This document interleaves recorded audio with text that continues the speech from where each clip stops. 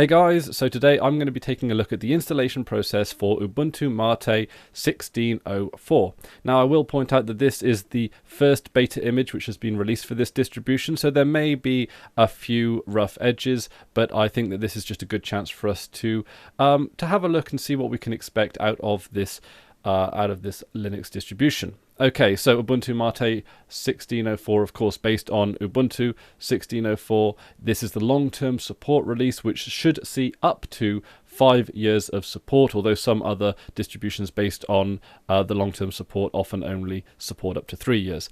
Okay, so we have just booted off the ISO and it's taken us straight into the graphical user interface, which is particularly interesting. It's the first time that they've done that I can think of. There's usually at least a command line menu for people to select their languages. This is available straight off the bat in the form of a GUI. This is certainly going to be a little more of a pleasant experience for people who are trying out the Ubuntu family for the first time, and just to see them eased into a graphical user environment that looks actually quite nice. It's a good start. It's just one of those little things that people do take stock of, but us as a Linux community often overlook because it's a stylistic element when we're often more focused at what's under the hood. Anyway, let's so we can either try Ubuntu Mate or install Ubuntu Mate. It gives us all of the information that we really need. It even gives us the release notes right here and now, just so that we can assess everything really off the bat and select our regional settings. Okay, so let's crack on and let's install Ubuntu Mate. Now, generally speaking, I've always found the Ubuntu installation process to be really quite user friendly. So now we have the option, we can either download updates while installing Ubuntu Mate. We can install third-party graphical Wi-Fi, yada yada. I'm going to leave those for now. I would usually tick both of those boxes, but for the sake of keeping this video short, concise, and just sort of free of complications, I'm going to just pass on them right now. You can always add these in later. We're going to erase the disk, which of course all of this is done within a virtual machine, because I may try and actually install one of these beta images onto a live an actual live partition, just to see how it looks like in the field, and then possibly upgrade from there when the final release is out. So anyway, you can select London for our locale, and this is just for the regional settings. And I like the fact, and I've always liked the fact, that you can actually set up the settings as it's being installed in the background. I think that's a real bonus. So we can try out our keyboard here. Now, since I'm using a UK keyboard, it's the @ sign and the double quotation marks. They're usually the ones that get mixed up between the US keyboard design and the UK keyboard design. And considering that both of these are obviously variations of the English language, it's sometimes not easy to remember to actually check that. Whereas you might have the correct language selected, or whereas you might have an English language selected, you may not have the correct keyboard selected. But we do have it here. So my name, I'm just going to put VM for virtual machine, VM for virtual machine, VM for virtual machine. And you kind of get the drill. And we'll just log in automatically. It gives you the ability to encrypt your home folder. I've never actually used that for any period of time, because I've always used desktop machines, and encryption really does give you a bit of a performance hit, as well as making it difficult to recover hard drives in the event of hard disk failure. So unless your computer is really at risk of getting stolen, I've never really considered much value in encrypting your hard drive or your home folder. If you had a laptop or a tablet or something, then it makes all the sense in the world. Definitely go for it. But if someone is physically at my machine, I've got more things to worry about than the contents of my hard disk drive, namely the fact that someone is broken into my house and going through my stuff. So generally speaking, and also I do use this machine for obviously recording stuff and video games where performance hits are something that I really would not like. Also, because this is being run in a virtual machine, please consider the fact that this installation process might be a little speedier, because everything's being done on the same hard drive, whereas if you're, say, installing certainly from a CD-ROM, you can expect there to be a significantly longer install process, and possibly even so from a USB, although in all honesty, USB installations are just as quick that you wouldn't even notice. You'd go away, make a cup of tea, come back. So just right off the bat, reviewing the installation process, it looks as good as it ever has been. It looks, well, I mean, it's bug-free at the moment. It gives us a bit of a slideshow, which I guess works really well. This is something that we really ought to pay attention to. This is the Ubuntu Mate startup screen, and it gives a lot of people new to the distribution all of the tools they have right at their disposal right as soon as you log in, including various options for support, various ways to get involved, and all the documentation and the features as well, which is really quite good. I really like Ubuntu Mate. It seems to be a bit more of a return to form to old Ubuntu. I wish they'd chosen a more aesthetically pleasing color, but hell, you can't have everything. So it does look a bit earthy, and I never feel that that's necessarily, I don't know. It's a stylistic choice, and obviously the theming options, especially for Mate, actually the theming options for Mate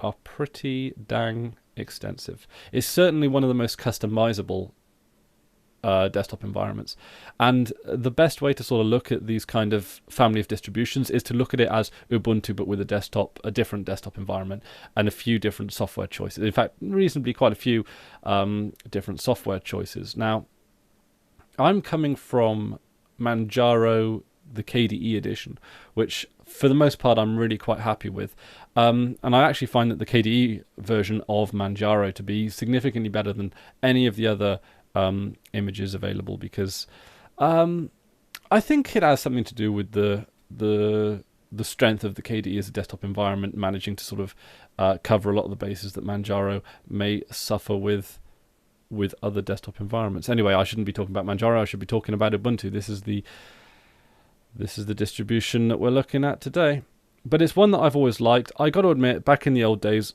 I thought Mate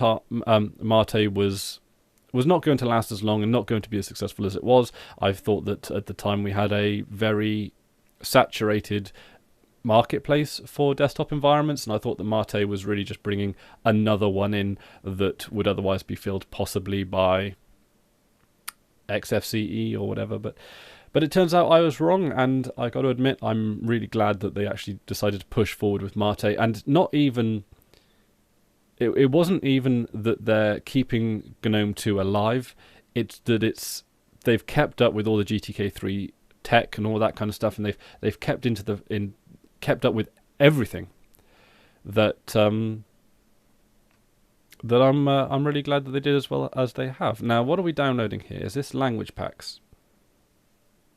It almost always is. So it's going to give us a couple of minutes. I wish they would ask before doing that, but there you go. There's not really much you can do there. And it doesn't even actually tell us what it is downloading, is it? Do we have to?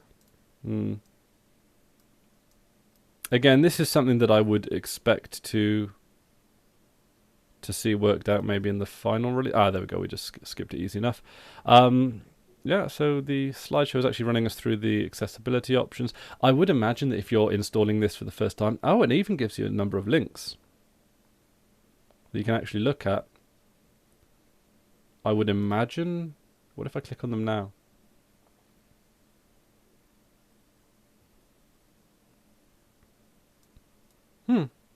So it even gives you something to read and something to look through as the installation process is happening. Well, there you go. That's pretty cool. So now it's just configuring hardware. So again, this recording has now been going for coming up to 9 minutes, and we're pretty much just wrapping up the installation. Now, of course, if you're installing from CD-ROM or sort of any media that isn't solid state, it's going to be a lot longer than that. But I would imagine that a lot of people are installing off USB drives these days because, of course, there's significantly less waste. You know, you can just take a USB drive, stick a distribution on. You could save that USB for when you need a backup, when you need a rescue, and then you can update it as far as the distributions go, especially if you upgrade your Ubuntu install every 6 months. So off the bat, I mean, this looks like a smooth installation process as you could expect, and I would expect this is the only installation run through that I'm actually going to do on this channel. The reason for that is just because the other distributions by and large use either the same or very similar installation processes. But it looks like they've just done a steady build here, which is all good. So I haven't actually worked out which of the desktop environments I would like to run, but I think that I'm going to switch away from Manjaro and back into Ubuntu, at least for my main machine here. I think that my time with Manjaro has been good. I've loved it. I'm leaving it on a high note, but I want to see what Ubuntu's up to a little bit these days, at least for the next 6 months in their next 16.4 release, or 0.04. Okay, so our installation is complete and we can get ready to use the installation. So,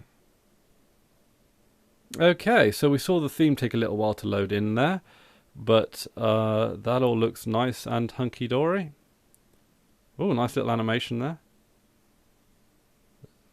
Now that is a little more polished than I was expecting. A nice little... Subscribe to welcome updates. Ensures welcome documentation translations are always up to date. So what happens if we click on that? Welcome will automatically restart in a few moments. So it can give you the up-to-date latest screen to help people get started. That's really good. So it's preparing installation, running post-installation, yada yada.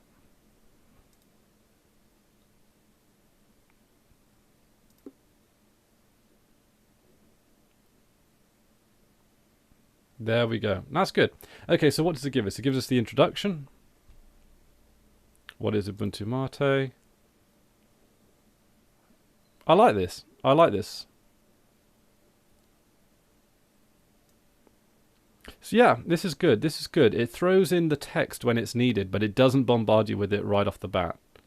Someone has put a lot of thought into this. This is the kind of thing that I think Linux needs to do, needs to do well in, needs to do strongly in, if it's going to have a wider mass appeal. The community. So it talks about the social networks that it's on. Then there's the community website. We've already taken a glance at that. The chat room. So we can join in the... Yeah, this is brilliant.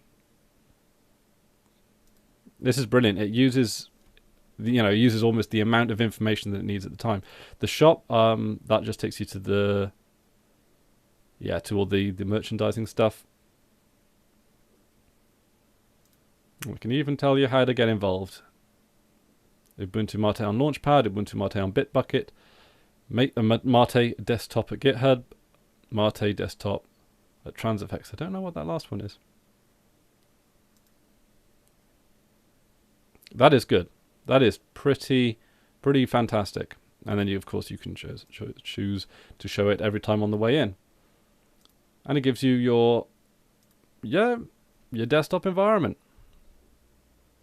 Comes with Firefox. Let's have a look at. Well,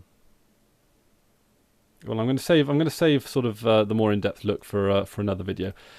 So that's the installation process. Okay, so right off the bat, this actually looks like a really strong installation process into a really strong distribution. So I'm going to leave it there for now. Thank you very much for watching. Let me know so far what you think down in the comment section below. I got to admit, it does look a lot like the previous distributions in regards to its installation process, in regards to aesthetic, but that really is just continuity, and again just showing that Ubuntu Mate and the folks at Ubuntu Mate know what they're doing when it comes to building a strong Linux distribution that can hopefully appeal to all range of Linux users, right from the newbie all the way to the experienced software designer and hacker extraordinaire. So anyway, guys, thank you very much for watching. That's about it from me today. Until next time, I've been Chris Ware, and you've been awesome. Take care now.